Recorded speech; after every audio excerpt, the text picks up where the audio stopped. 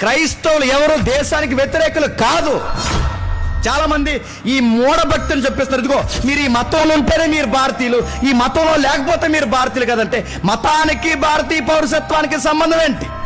అసలు మతానికి నడుతున్న పుట్టుకతో లేని మతం, పుట్టుకతో వచ్చిన భారతీయ పౌరసత్వానికి సంబంధం ఏంటి? లేని పోని పెడుతున్నందుకు చూడండి, మన స్వతంత్ర భారతదేశంలో అత్యధికంగా ఎక్కువగా స్వార్థం లేకుండా నిస్వార్థంగా ఈ దేశానికి సేవ చేసింది ఎవరో తెలుసా? మన క్రైస్తవ బిడ్డలు చేస్తారు.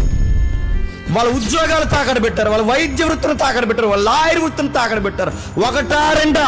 ఈ స్కూల్ మీరు చూస్తున్నా, అక్కడికి వెళ్ళి చూడండి, ఆ తల్లుల ఫోటోలు ఉంటాయి.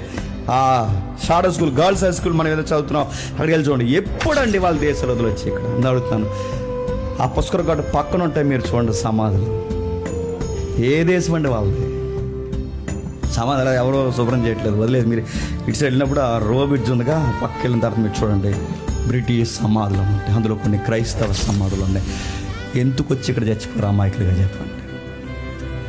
ప్రభుత్వానికి దీవెన, రాష్ట్రానికి దీవెన, జిల్లాలకి దీవెన, పంచాయతీకి దీవెన. నువ్వు ఎంప్లాయ్ అయితే నీ పైన ఉన్న అధికారికి దీవెన. బైబిల్లో ఈ లైన్స్ మీకు కనిపిస్తాయి చూడండి.